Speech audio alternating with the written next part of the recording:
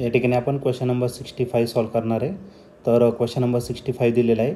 A particle at rest start moving with a constant angular acceleration alpha. तर एक particle रेस्टला आहे म्हणजे angular velocity 0 असेल, इनिशियल अँग्युलर वेलॉसिटी 0 असेल आणि नंतर एका कॉन्स्टंट अँग्युलर ॲक्सलरेशनने चाललेलं आहे किती अल्फा इतक्या.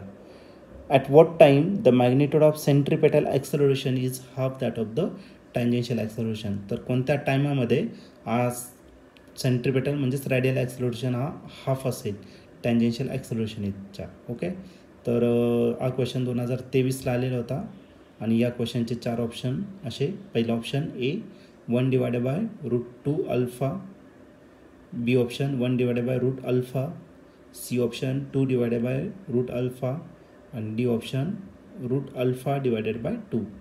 चला तर बघूया या क्वेश्चनचं नेमकं आन्सर काय असेल ते.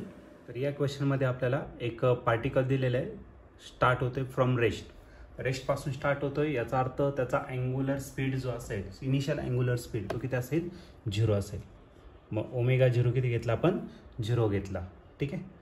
आणि नंतर विथ कॉन्स्टंट अँग्युलर ॲक्सलरेशनने तो मूव्ह करतोय. अल्फा एवढ्या कॉन्स्टंट अँग्युलर ॲक्सलरेशनने मूव्ह करतोय. What is alpha? It is omega minus omega 0 आपण का असेल टी.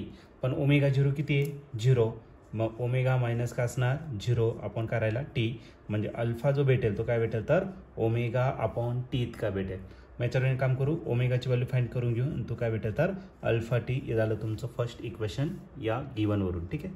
त्यानंतर तुम्हाला काय सांगितलं आहे, अल्फा एवढ्या कॉन्स्टंट अँग्युलर ॲक्सलरेशनने चाललेलं आहे पुढे. तर तुम्हाला किती टाईम लागणार आहे जेणेकरून त्याचं सेंट्रिपेटल ॲक्सलरेशन म्हणा किंवा रॅडियल ॲक्सलरेशन म्हणा, तर दोन्ही एकच कॉन्सेप्ट.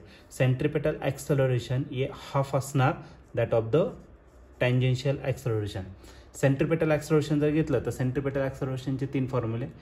पहिला व्ही ओमेगा, दुसरा आर ओमेगा स्क्वेअर, तिसरा व्ही स्क्वेअर अपॉन आर. तर आपण त्याच्यातलं फर्स्ट यूज करणार आहे आर ओमेगा स्क्वेअर. का बरं काय ओमेगा आर आणि सगळं दिलेलं आहे तुम्हाला. ठीक आहे. आधाला 1/2 आणि टँजेन्शियल ॲक्सलरेशन जो असतो तो किती असतो तर आर इंटू अल्फा किंवा अल्फा इंटू आर.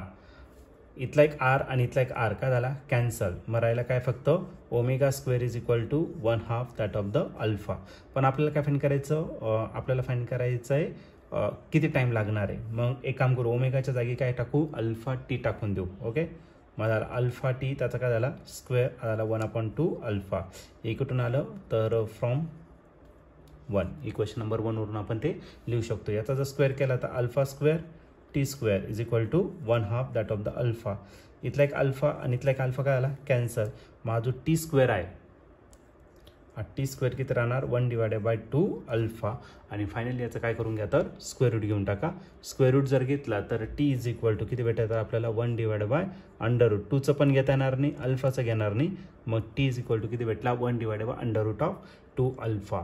तर याचे जर तुम्ही ऑप्शन जर चेक केले तर ऑप्शन नंबर आपला ए जो आहे तो या ठिकाणी करेक्टली मॅच होतोय. तर आपल्या या क्वेश्चनचं जे आन्सर असणार आहे option number A means 1/√2 alpha. हे तुमचं फायनल आन्सर असेल, राईट आन्सर असेल.